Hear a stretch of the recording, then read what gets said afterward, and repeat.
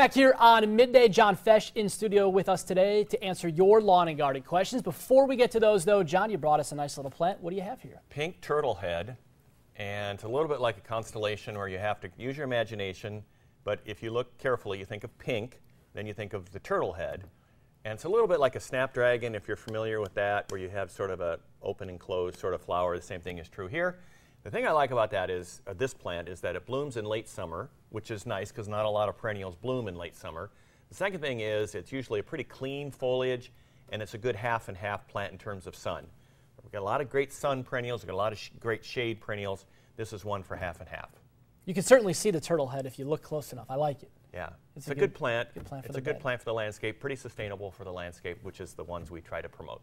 All right, perfect. Let's get to some of those questions right now. Suzanne asks us, crabapple has some apple scab. What can she do about it? Is it a complete loss? It's not a complete loss, but we've been seeing a lot of pear rust, a lot of cedar apple rust, and a lot of apple scab. All three of those diseases because of the cool spring that we had and the cool moist spring we've had.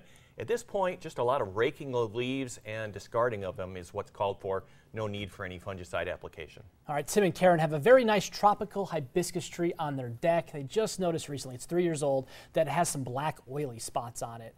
What are they, and should they be concerned? Yeah, the black oily spots are probably a sooty mold, which is common to see on infestations of spider mites or of aphids. It's the sugar that is excreted, if you will, from the animals, from the little insects and mites. And then once that gets and coats over the leaves, with this weather again, you get this sooty mold growth, which is kind of ugly. At this point, just kind of a nice cleaning leaf by leaf with a mild soap solution would be a good idea. Get rid of the sooty mold and help clean up the plant a little bit. A little bit of light insecticidal soap application underneath the leaves would take care of the insect problems. All right, Dennis tells us he's got a maple tree in his yard. It looks good, but his neighbor's lianes is starting to turn some color. What's going on here? Whose tree is in a bit of trouble? We've been getting some reports of this, Dave, and what we're seeing is some early coloration of and I just drove past this yesterday, where there's some spotty early coloration on sugar maple, red maple, and Norway maple, and just a sign of stress.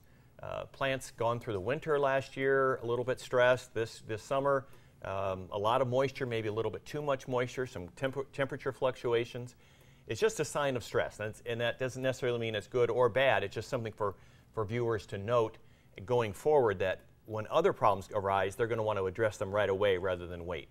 Perfect. All right, John, thanks a lot for shedding some light on these questions once again. We appreciate it. Have a great day. Good to be. All right.